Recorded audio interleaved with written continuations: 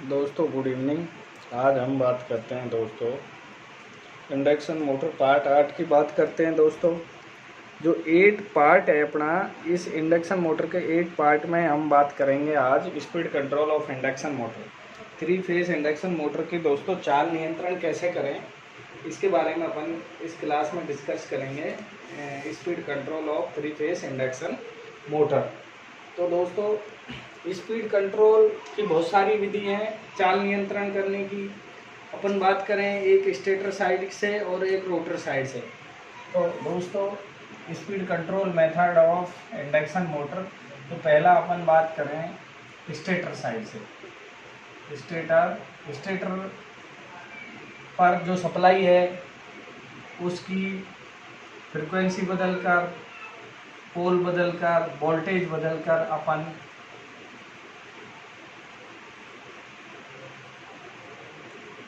Stator supply की frequency, पोल और voltage तीनों बदलकर अपन स्टेटर साइड से इंडक्शन मोटर की, 3 फेज इंडक्शन मोटर की चाल को कंट्रोल कर सकते हैं, स्पीड को कंट्रोल कर सकते हैं। और ये मेथड है, ये यूज होता है स्लिप रिंग इंडक्शन मोटर जिसे वाउंड रोटर कहते हैं, वह स्क्विरल केज इंडक्शन मोटर। दोनों इंडक्शन मोटरों के लिए ये मेथड अपन यूज कर सकते हैं।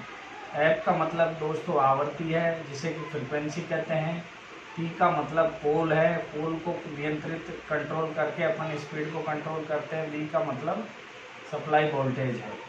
तो इसमें अपन स्पीड कंट्रोल एक तो स्टेटर साइड या स्टेटर पे जो सप्लाई दे रखी है उसके द्वारा कर सकते हैं, दूसरा अपन रोटर साइड से कर सकते हैं।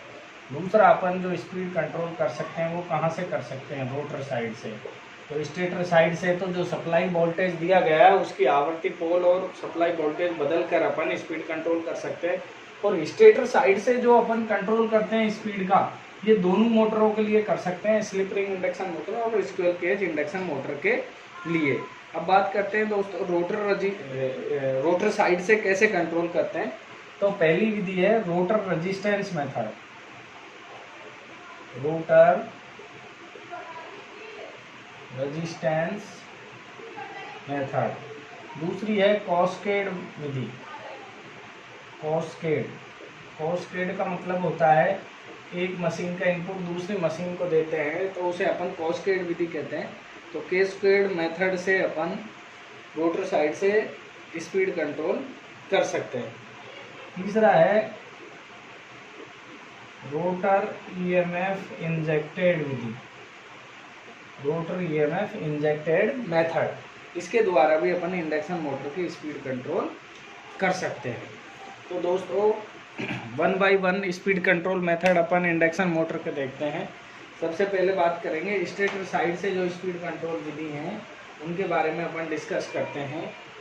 पहले स्टेटर साइड की जो विधि है उनके बारे में डिस्कस करेंगे। तो सबसे पहली अपनी जो विधि है वह है आवर्ती बदलकर या सप्लाई वोल्टेज बदलकर, कुछ भी ले लेते हैं। तो सबसे पहले जो इजी गोइंग विधि है स्टेटर साइड से स्पीड कंट्रोल मेथड है 3 फेज इंडक्शन मोटर की चाल को कम करने का, वो पहली विधि है सप्लाई वोल्टेज विधि।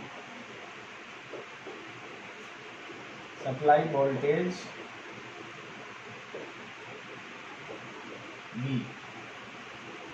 वी को बढ़ाकर या कम करके अपन स्पीड की कम कर सकते हैं 3 फेज इंडक्शन मोटर की।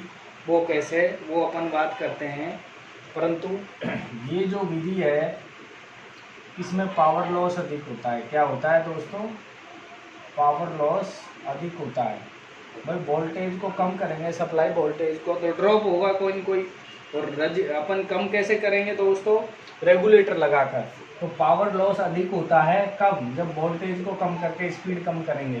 तो वोल्टेज को कम करके स्पीड जो कम करते हैं अधिक होता है, पावर लॉस अधिक होता है।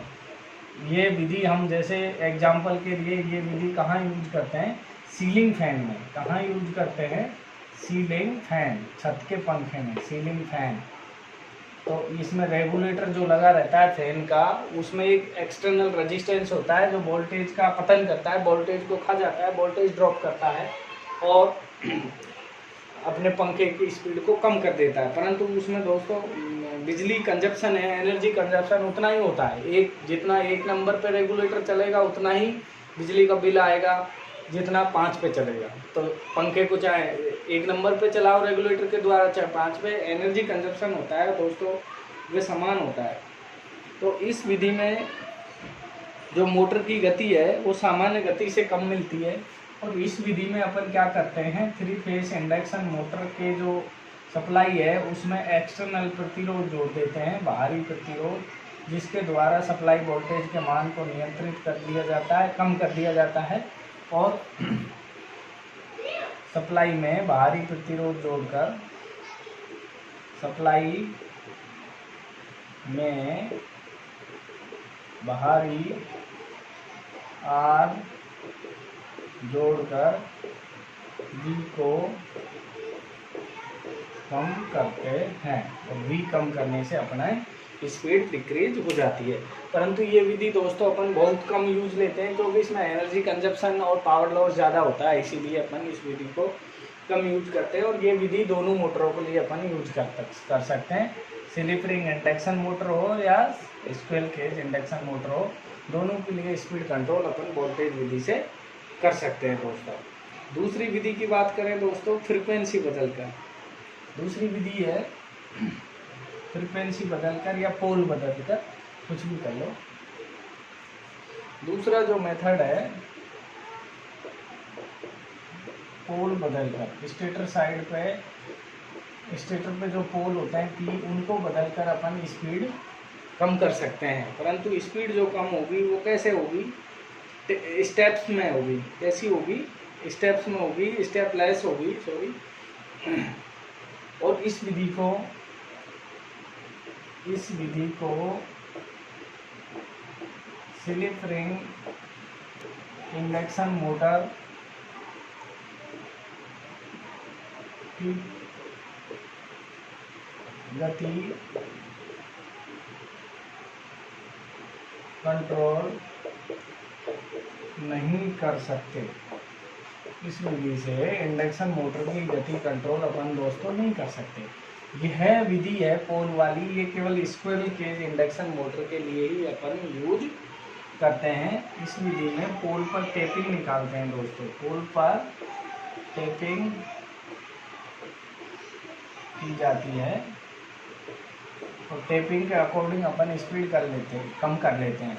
जैसा कि दोस्तों स्पीड 120 F/P होती है, तो फ्रीक्वेंसी अपनी 50 हर्ट्ज होती है इंडिया के अंदर, तो 120 ×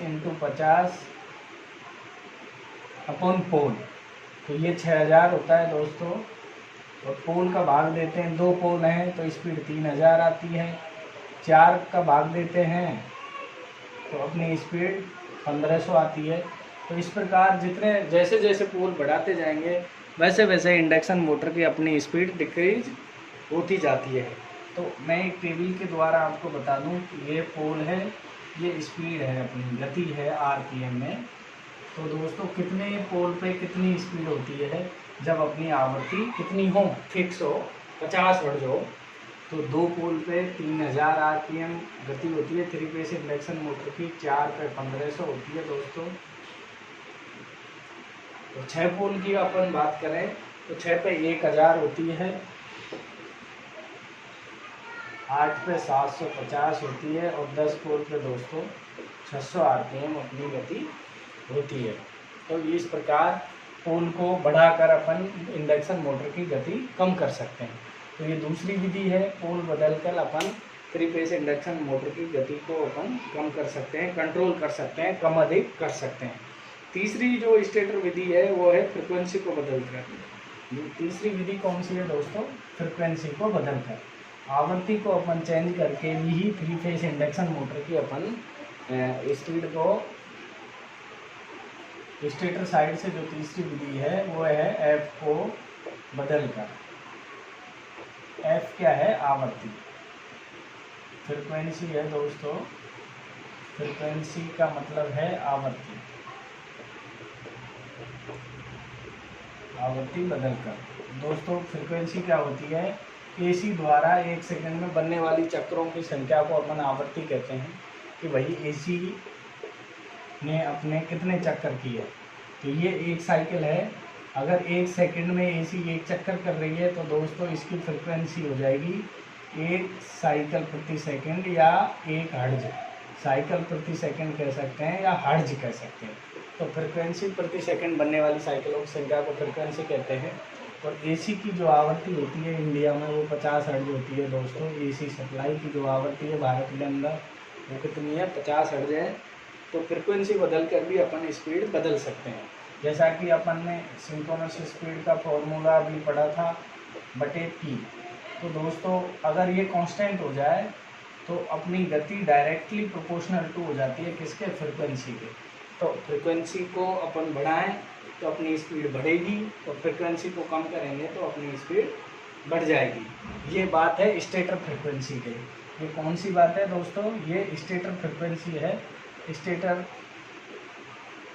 फ्रिक्वेंसी के डायरेक्टली प्रोपोर्शनल टू हो जाती है स्पीड। फ्रिक्वेंसी बढ़ेगी तो स्पीड बढ़ेगी, फ्रिक्वेंसी घटेगी तो स्पीड घटेगी। परंतु दोस्तों रोटर जो फ्रिक्वेंसी है इसके स्पीड स्लिप के समानुपाती होती है।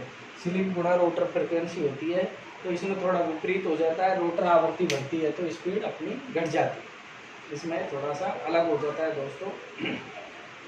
अब अपन बात करें रोटर साइड से 3 फेज इंडक्शन मोटर की स्पीड कैसे नियंत्रित करते हैं। ये थी स्टेटर साइड। स्टेटर साइड से 3 विधि थी, सप्लाई वोल्टेज बदलकर, कम अधिक कर, पोल कम अधिक करके और आवृत्ति कम अधिक करके। अब रोटर साइड से है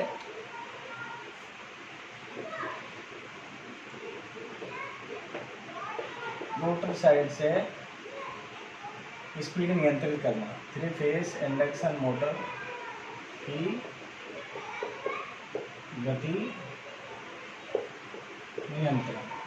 रोटर साइड से कैसे गति नियंत्रण करें दोस्तों। तो रोटर साइड की बात करें तो अपनी पहली विधि है रोटर रेजिस्टेंस विधि।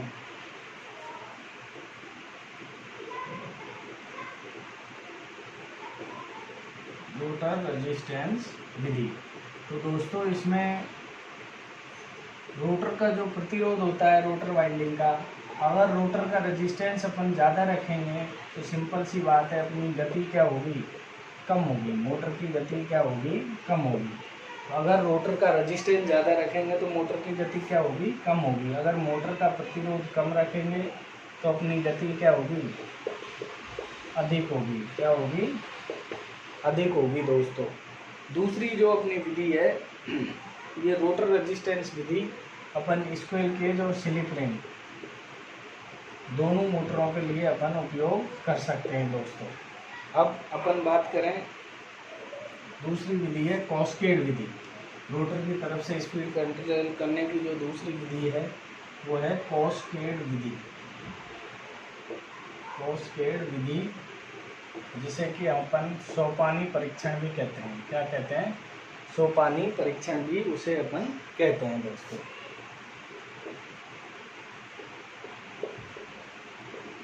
सोपानी परीक्षण भी कहते हैं। देखो दोस्तों ध्यान रखने योग्य बात है, कैस्केड विधि क्या होती है। Cascade method. कैस्केड मेथड क्या होता है, जब दोस्तों एक मशीन का आउटपुट दूसरी के इनपुट को देते हैं उसे अपन कैस्केड कहते हैं। एक मशीन का आउटपुट दूसरी को इनपुट में देना कैस्केड कहलाता है दोस्तों। क्या कहलाता है, कैस्केड कहलाता है। तो इस विधि के अंदर हमें 2 मोटर की आवश्यकता होती है, एक मेन मोटर और एक ऑक्सिलरी मोटर।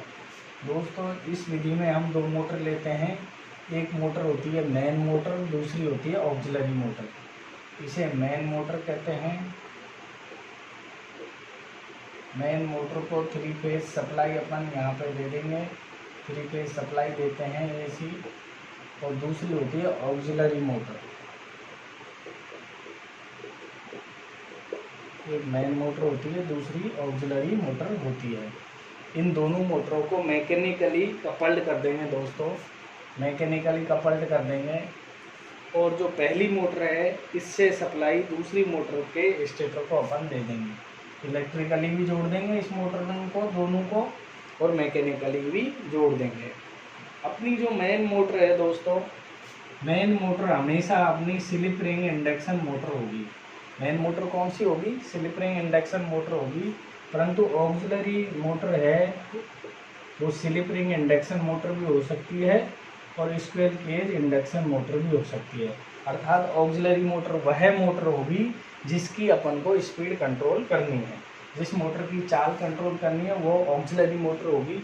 वो स्क्वायर केज भी हो सकती है और वो स्लिप रिंग मोटर भी हो सकती है दोस्तों। तो मेन मोटर केवल स्लिप रिंग मोटर होती है। तो अब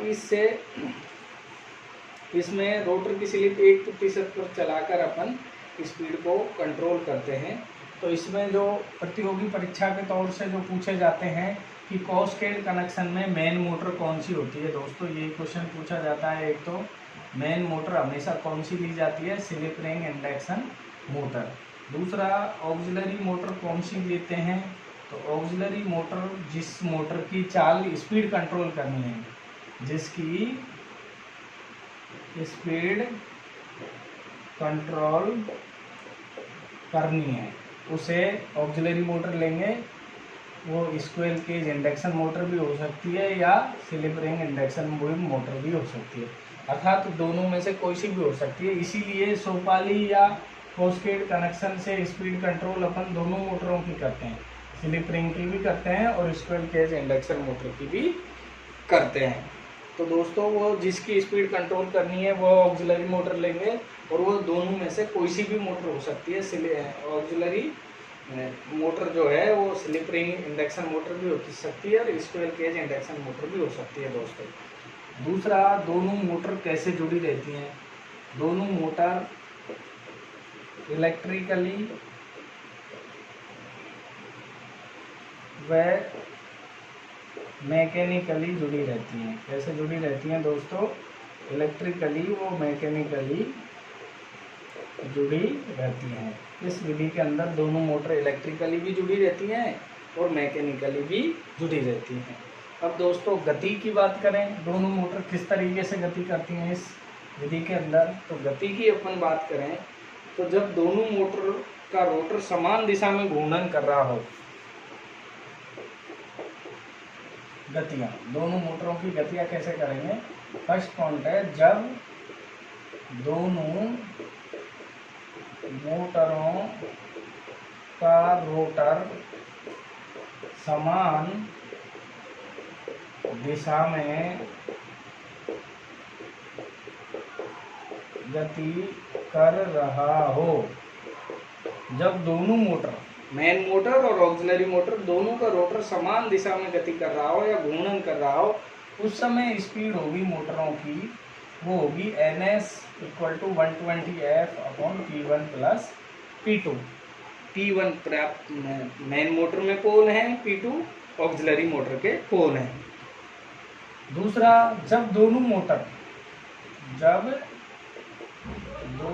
मोटर असमान या विपरीत दिशा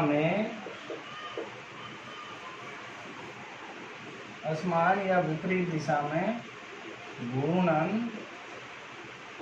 कर रही हो, तब अपनी स्पीड होगी दोस्तों 120F/P1 - P2। और जब अपनी पहली मोटर घूर्णन करे और जब दूसरी मोटर घूर्णन करे तो अपनी स्पीड क्या होगी? तीसरा पॉइंट है अपना, जब पहली मोटर गति करे, पहली मोटर केवल गति कर रही है, उस स्थिति में अपनी स्पीड होगी NS = 120F/P1। और जब केवल सेकंड मोटर गति करे, जब दूसरी मोटर गति करे, तब अपनी स्पीड होगी NS = 120F/P2। दोस्तों तो ये इस तरीके से अपनी 4 गति हो जाएंगी कैस्केड विधि में। आगे अपन बात करते हैं दोस्तों रोटरी ईएमएफ, लास्ट जो विधि है स्पीड कंट्रोल की, रोटरी ईएमएफ इंजेक्टेड मेथड। चौथी जो स्पीड कंट्रोल की रोटर साइड से जो विधि है वो है रोटर इंजेक्टेड विधि, जिसे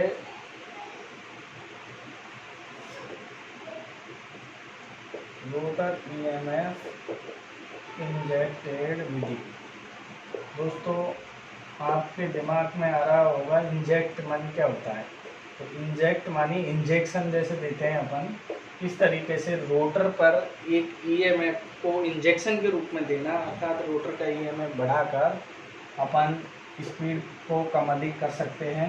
और ये use only slip ring induction motor, ये विधि केवल बाउंड रोटर मोटर के लिए यूज करते हैं, स्लिप रिंग इंडक्शन मोटर के लिए ही यूज करते हैं। और इस विधि में रोटर को इंजेक्शन के रूप में एक्स्ट्रा ईएमएफ देकर अपन मोटर की स्पीड को कम अधिक करते हैं। और दोस्तों इस विधि के अंदर 2 ही पॉइंट हैं, मोटर की आवृत्ति बाहरी आवृत्ति के समान है तो मोटर की स्पीड बढ़ेगी। इसमें 2 ही पॉइंट हैं कि मोटर की आवृत्ति, अर्थात मोटर के रोटर की आवृत्ति होती है दोस्तों, मोटर के रोटर की आवृत्ति सप्लाई आवृत्ति के बराबर है तो मोटर की गति क्या होती है दोस्तों, बराबर है या समान है, बराबर है या समान है तो मोटर की गति में वृद्धि होगी। मोटर की गति में क्या होगी, वृद्धि होगी। अगर दोनों की आवृत्ति समान है तो मोटर की स्पीड बढ़ेगी, वृद्धि होगी। अन्यथा अगर दोनों की गति विपरीत है, अन्यथा स्पीड कमी होगी, अन्यथा क्या होगी, स्पीड कम होगी। तो दोस्तों आज ये थे अपने 3 फेस इंडक्शन मोटर के स्पीड कंट्रोल मेथड। 3 विधि थी, स्टेटर साइड से फ्रिक्वेंसी कंट्रोल करके, पोल कंट्रोल करके और सप्लाई वोल्टेज को कंट्रोल करके अपन स्पीड को कम अधिक कर सकते थे स्टेटर साइड से। दूसरा अपना था रोटर साइड से। रोटर साइड से स्पीड कंट्रोल करने की 3 विधि थी, रोटर रेजिस्टेंस विधि, दूसरी थी कैस्केड विधि, तीसरी थी रोटर ईएमएफ इंजेक्टेड विधि। आशा करता हूँ आपके टॉपिक समझ खाया होगा दोस्तों। समझ खाया हो तो लाइक, थम्स अप व सब्सक्राइब करना नहीं भूलें। Thank you.